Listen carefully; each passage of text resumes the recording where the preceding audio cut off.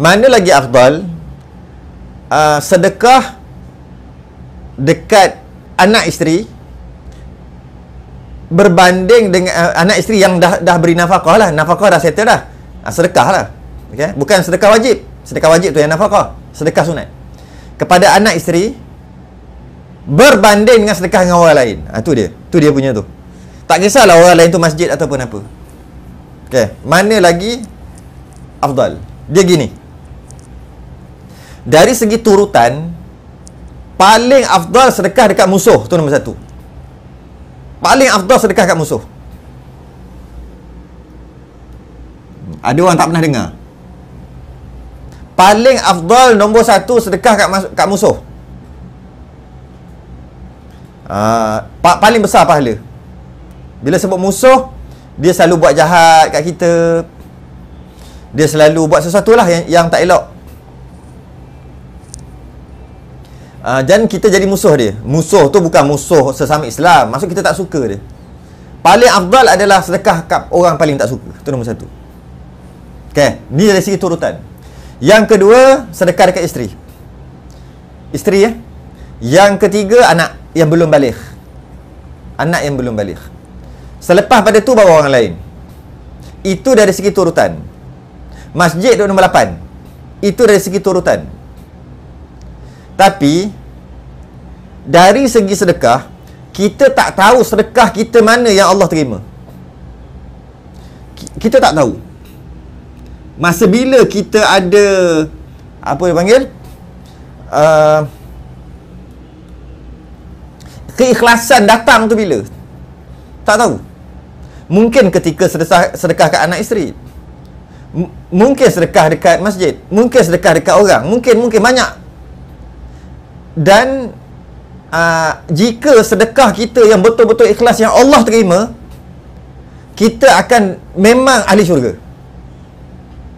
Soalannya, mana sedekah kita yang Allah terima? Yang waktu tu kita ikhlas lillahi ta'ala. Kerana itulah sedekah ni memang dari segi turutan lebih afdal sedekah anak isteri berbanding dengan masjid, berbanding bagi orang. Betul? Tapi kalau kita sentiasa bagi, ada tak kita mengungkit nanti? Ada tak kita akan cakap nanti? Ada tak? Nampak? Apa? Jadi dengan sedekah kita tadi menyebabkan kita rasa kita memerlukan, kita dapat sepatutnya kita akan dapat balasan dari segi apa? Dengan cakap. Dari segi buat baik dan sebagainya. Maknanya sedekah kita tadi tak pure. Sebab kita mengharapkan balasan ataupun sebagainya. Kalau kita tak mengharapkan balasan pun, ikhlas kita tak 100%. Dapat pahala. Tapi untuk kita dapat janji Allah syurga bagi orang yang sedekah, adalah sedekah yang ikhlas lillahi ta'ala. Oleh kerana kita tak tahu yang mana satu, kerana itulah dia panggil diversify. Iaitu apa? Jangan letak telur dalam satu bakul. Lupa dah pepatah Inggeris tu. Don't put apa? All eggs in one basket. Ya kot. Ya tidak. Hantam sajalah. Okey. Jangan letak semua telur dalam satu bakul. Kerana kalau pecah-pecah semua. Orang bisnes, orang melabur pun gitu lah. Janganlah melabur dekat satu tempat, melabur banyak tempat. Kerana kalau kat situ rugi, ada yang untung kat sini, dapat cover balik. Kalaulah dia panggil risiko tu dibesarkan, bukan dibesarkan risiko, dikecilkan risiko.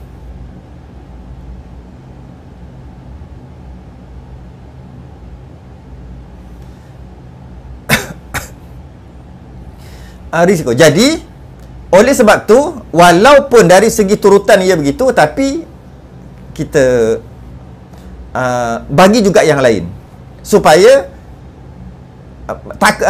mudah-mudahan mana-mana satu sedekah kita lillahi ta'ala nombor satu, kerana itu membawa kita, dengan sedekah itu membawa kita ke syurga.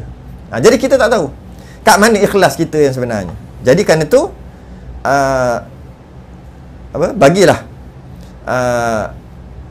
janganlah bagi satu tempat, bagilah banyak tempat. Macam itulah lebih kurang.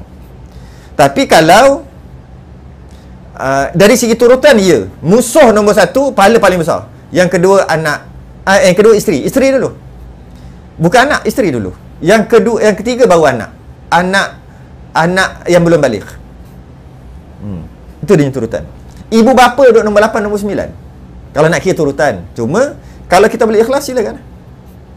Jadi kadang-kadang kita bagi kat masjid tu yang kita ikhlas. Kadang kita bagi kat orang tu kita ikhlas. Kadang-kadang kita nampak. Kadang-kadang kita belanja orang makan tu ikhlas. Kadang-kadang kalau kita bagi tak berapa nak ikhlas sangat.